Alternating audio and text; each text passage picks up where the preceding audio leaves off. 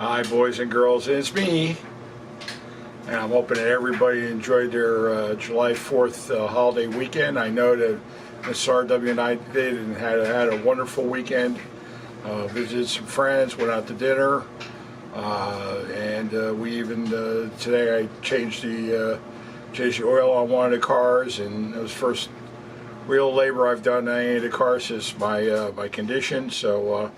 And just as an update too, my stent is seeming to be holding up just fine, and I'm still doing meds. And a couple months later, I do have a couple of doctor appointments in 2 weeks, and they'll probably give me an update as to where I stand on that soon. But that's not why we're here. Why we're here is that we're going to play a little game, and I want everybody to have fun with this. I also need a little bit of honesty. Because what we're going to do is we're going to take an old radio that I've got here. Believe me, I've got enough of them. And they don't always all work. I have some that, are in need of help. Some belong to me, some belong to other people I'm doing it for. But what I'm going to do is I have a radio that actually belongs to me. And we're going to see if it, and the game's going to be, does it work? So I'm going to show you the radio. I'm going to explain a little bit about the radio to you. Then it's up to you, and again, I want everybody to be honest and be dependent on me and see. And if the radio, I put it on the bench, okay, and I put the variac on, I bring the power up. If the radio does, by some amazing miracle, work, then if it plays, then it obviously works to some degree. It probably still needs to be recapped and gone through, and maybe tubes checked, and all you old radio folk know what I'm saying. So I figured this might be a little bit of fun.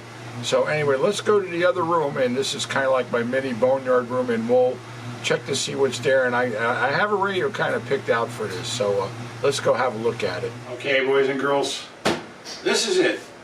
It's a RCA K81 console radio. It's an 8-tuber, and it was manufactured in 1940.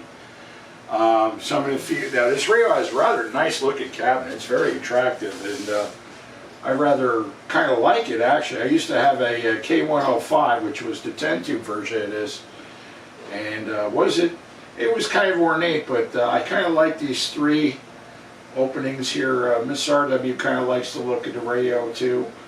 It does have a 6U5 tuning guide, so that's one of the 8 tubes, and it also has 2 6F6s at push-pull. Okay, here's the back of the radio.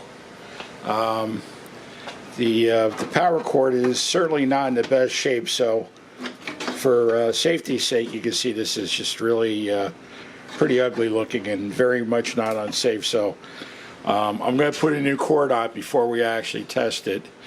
You can see it's transformer set. Your rectifier tube is here. There's the I tube right here.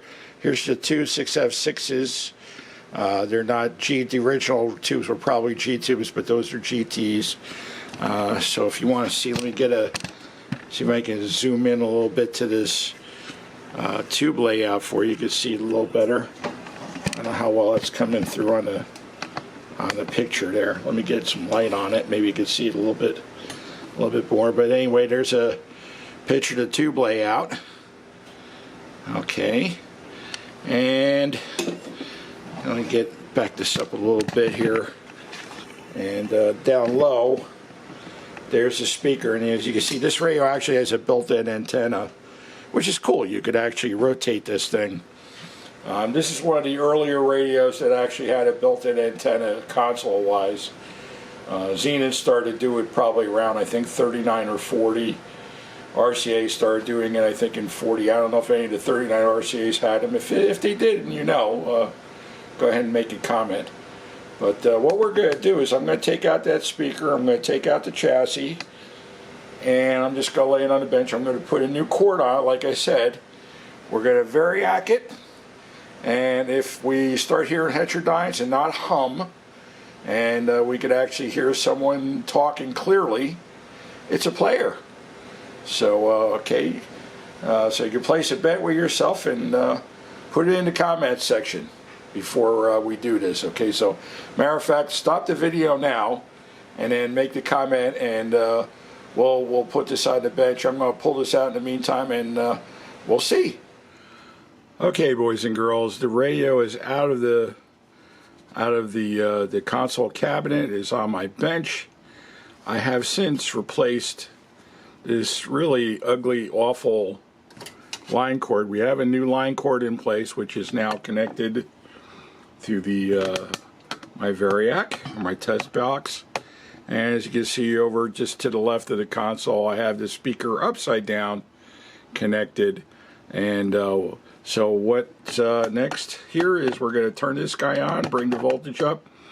And I still have to, I just remember I need to put an antenna on this, which I'll just tie it into one side of my 40-meter dipole that I have outside, and we'll give it a whirl. So right now, it's time to make your guess. So go to the comment section, and will that Variac bring this guy up? And is it going to work? Is it going to hum? Is it going to play music or hear words or whatever? So, all right. So do that now. Okay, you've made your guess, and now it's that time. So let me fire this guy up. Let's turn the AC amp meter on here, and let's start bringing it up. I think we'll just slowly come up. Let's start at 50 volts. Oh, let me make sure that there we go. Now the radio is on. I know it's on because, amazingly enough, both pilot lights just lit. So we'll just keep the camera on the radio.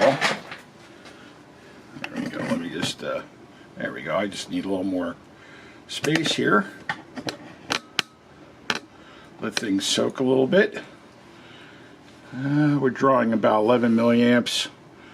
Alright, at 50 volts, let's just keep going. We're at 60, 65, 70 volts, 75 volts. Alright, 75 volts, we're at 21 mils. This is a tone switch, I believe, if I remember straight. I just thought I heard something out of the antenna.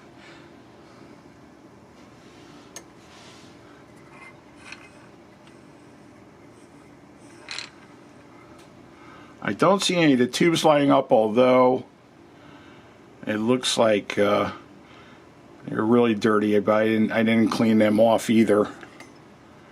And I'm not seeing any glow from the eye tube yet. Alright, let's go keep going here. We're at 80 volts. Okay, I am seeing one of the 6F6Gs firing up, so I would imagine our B plus is working. We're at, right now we're at 90 volts and 38 mils. And I'm really not hearing anything yet.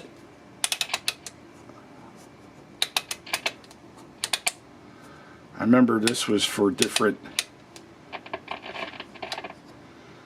things here. I'm working, this is the band switch. So we know that the audio portion of this thing at least is working. But so far,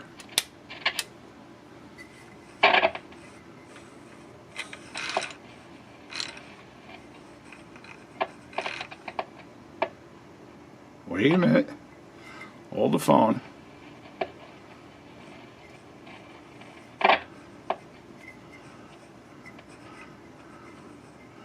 Well, I'm just hearing a little bit of static here and there. We haven't quite gotten it there yet. Okay, let me keep going. I'm going to bring it up to 105 volts.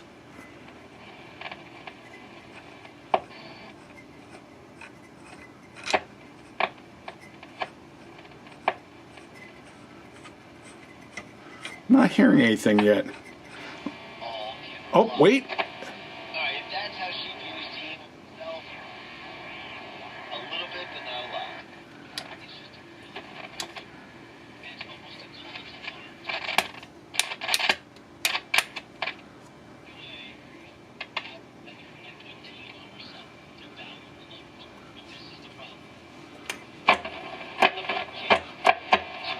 Looks like we got a dirty band switch here. LeBron